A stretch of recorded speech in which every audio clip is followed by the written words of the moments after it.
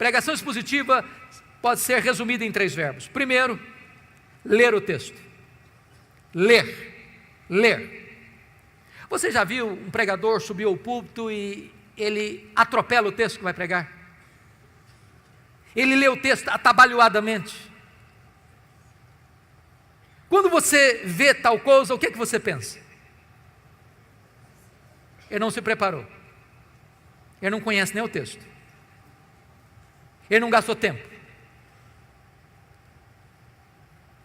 Talvez ele está dizendo o seguinte: o que importa aqui não é o texto que eu estou lendo, é o que eu vou falar depois. Deixa eu dizer uma coisa para você. A parte mais importante de um sermão é o texto. Porque só vai ser sermão se ele expor o texto que ele leu. Então é uma recomendação: leia o texto 1 vez, 5 vezes, 10 vezes, 20 vezes. Leia. Deixe que esse texto entre em você. Se possível, decore o texto. Leia com entusiasmo, leia com vibração, porque quando a pessoa vê você ler o texto e diz: esse homem tem alguma coisa para nos dizer. Segunda coisa, segundo verbo, explicar o texto. Calvino dizia que pregação é explicação da Escritura. A não ser que você explique o texto, você não pregou. Você conhece aquele tipo de pregador que lê o texto, vai embora do texto e nunca mais volta para o texto? Ele viaja, faz viagens internacionais e espaciais. E você pergunta: meu Deus, mas por que ele leu esse texto?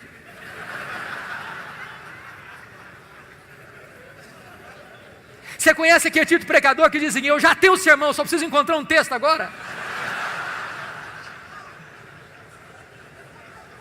O sermão emana do texto.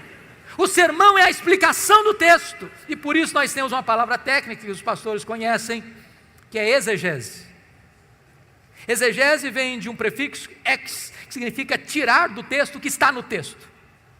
Cave o texto, descubra o texto, veja o que está lá. E às vezes nós não encontramos essas pepitas de ouro na superfície, é preciso cavar. Esse é o papel do pregador: ir para o texto, perguntar ao texto, mergulhar no texto, descobrir as riquezas do texto, trazer isso à tona. Sabe, irmãos, quando uma igreja se acostuma com pregação expositiva, ela não quer mastigar palha mais.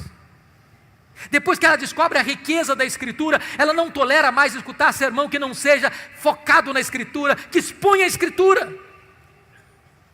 O contrário de exegese é exegese. Exegese tem o prefixo eis, significa colocar lá, o que não está lá. Tem muito pregador que vai para o púlpito com as suas ideias, e ele tenta impor ao texto o que ele pensa, o que ele acha. Ele já tem uma ideia preconcebida, mas isso não é pregação. Pregação é quando você vai para a Escritura e deixa que a Escritura fale, você é apenas o canal, você é apenas um instrumento. O terceiro verbo, importante pregação expositiva: primeiro é ler o texto, segundo é explicar o texto, terceiro é aplicar o texto.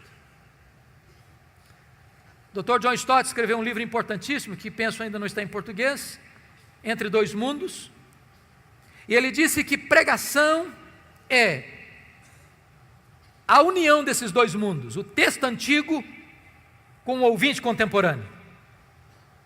Se você não conectar o texto ao ouvinte, você não pregou. Pregação não é um discurso diante do auditório. Pregação é uma palavra ao auditório. A pessoa precisa entender: é com você que eu estou falando. É como aquele pregador que foi pregar em João 10 e falou sobre a ovelha, falou sobre o pastor, falou sobre os lobos, falou sobre os campos, falou sobre os prados, falou sobre as águas, falou sobre a grama verde, falou sobre a lã da ovelha, falou e terminou o seu sermão depois de 1 hora, há 2000 anos, lá nas pastagens da Palestina. E o auditório perguntou: e daí? E daí? Isso tem a ver comigo? Pregação precisa ter aplicação.